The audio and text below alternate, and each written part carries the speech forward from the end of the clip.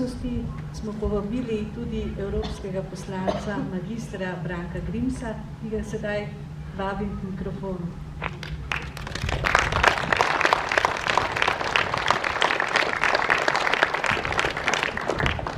Spoštovani vsem, prav lep pozdrav, poseben pozdrav gospodu monsignorju Plutu in duhovnikom in poseben pozdrav organizatorjem iz Nove slovenske zaveze. Hvala vam za sveto mašo in za to priložnost, da smo se danes tukaj srečali in hvala vsem vam, da ste danes prišli, da vam ni vseeno. Danes smo se zbrali tisti, ki se zavedamo, da so v besedah Bog, družina, domovina, zajete tiste vrednote, tisti steber, na katerim je temeljilo slovenstvo skozi tisočletje. Zbrali smo se na poseben dan. Danes je dan spomina na vse žrtve totalitarizmov in totalitarnih režimov v Evropi, poseben praznik, ki ga je določil Evropski parlament. Zbrali pa smo se v spomin na vse žrtve vojne in na vse žrtve povojnega nasilja v Sloveniji. Vsaka od teh žrtev je imela svojo družino, vsaka od teh žrtev zasluži dostojen pogreb, vsaka od teh žrtev zasluži svoj grob. Zato se ves čas zavzemam vsa ta leta, da bi morali v Ljubljani za vsako od teh žrtev postaviti vsaj simbolen grob z belim križem, z imenom in priimkom. Zato, ker je samo to res pietetno, ker samo na ta način omogočimo svojcem, da se poklonijo njemu osebno, ne samo nekemu skupnemu spomeniku, pa tudi zato, ker bi na ta način, ko bi videli vse to morje križev, mladi, ki danes dojemajo zgodovino in stvarnost, predvsem vizualno šele razumeli, kako neskončno zločinski sistem je bil socializem. Danes smo se zbrali v spomin na vse tiste žrtve, zaradi katerih je naša dolžnost, da ohranjamo zgodovinski spomin. In prvi korak k temu, da se preneha z življenjem v laži, je boj za svobodo javne besede. Danes je svoboda javne besede najbolj ogrožena temeljna človekova pravica v Evropski uniji.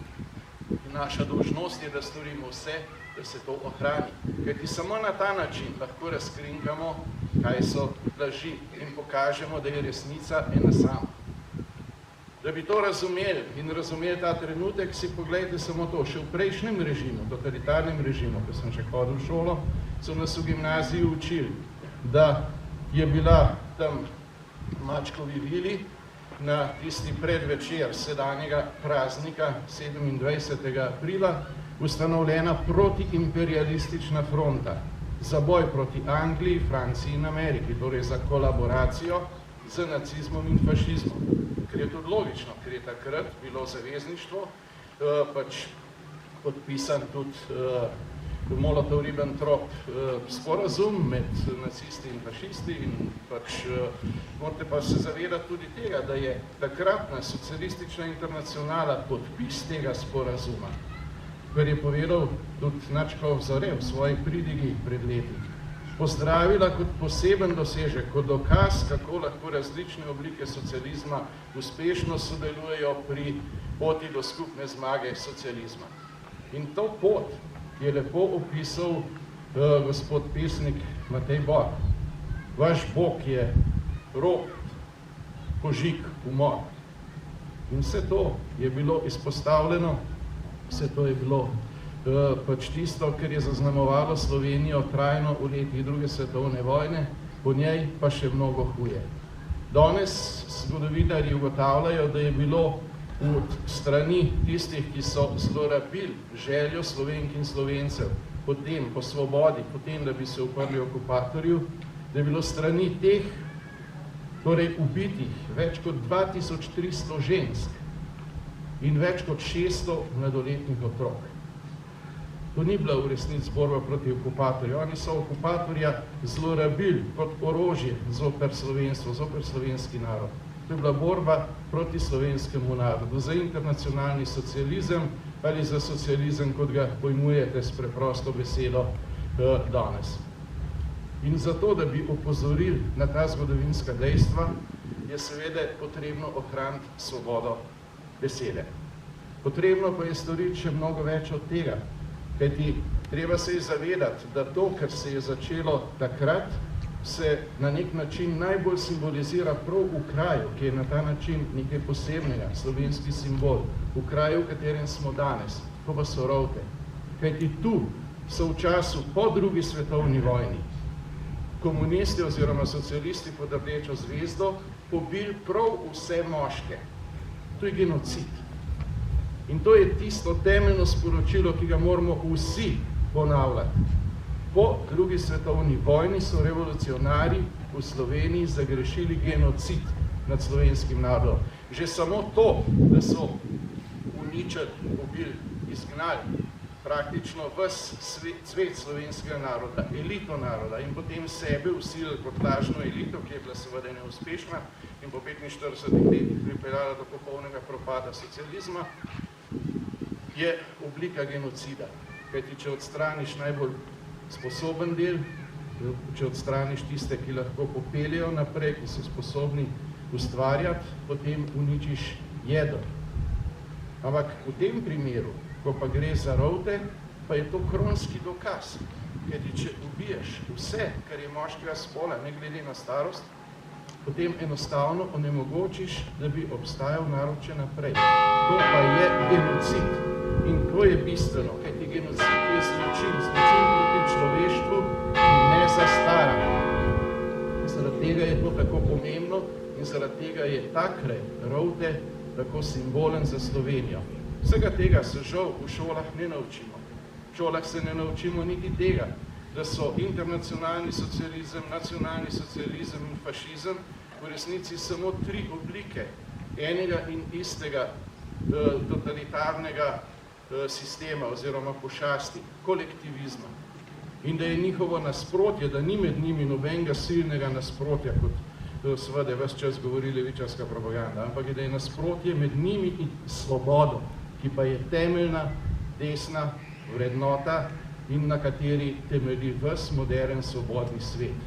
In zato gre, da ohranimo svobodo govora in svobodo človeka, svobodo vere, svobodo vsega tistega, kar želimo zapustiti za nance.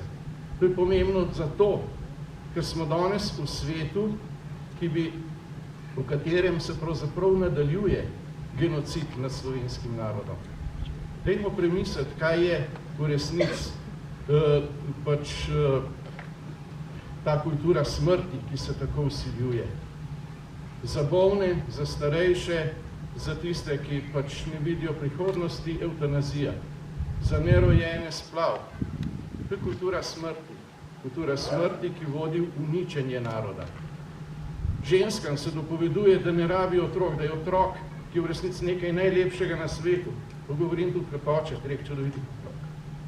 Ampak da je otrok nekaj odvečnega, nekaj, kar jih bremeni kot neka veriga pri njihovi karieri.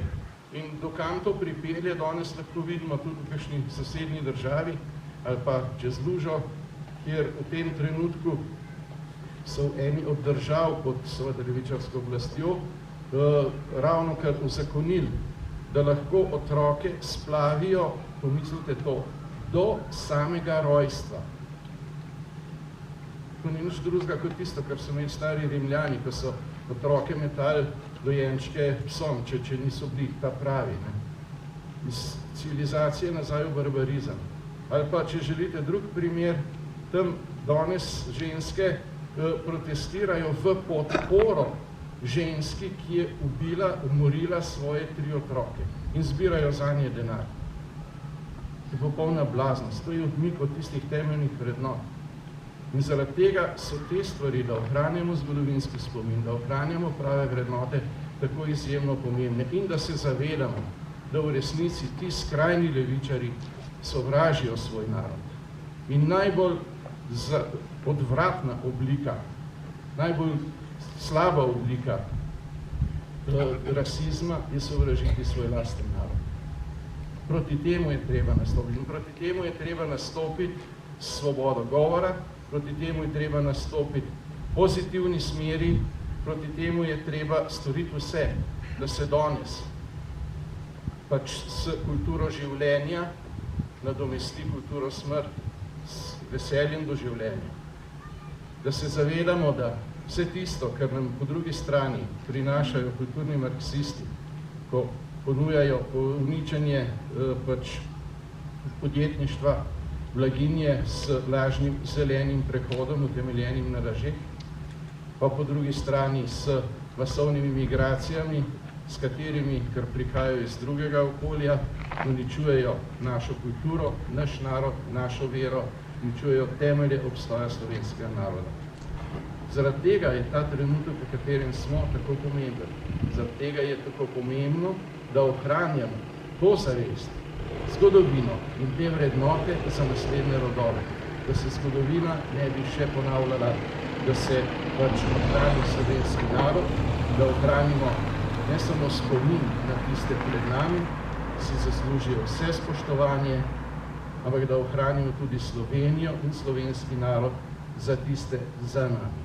To je naša skupna naloga in zaradi tega smo se danes zbrali. In zaradi tega vsem še enkrat hvala, ker ste danes prišli. Bog vas živi, Bog živi slovenski narod, Bog živi našo domovino, Slovenijo! Bog živi!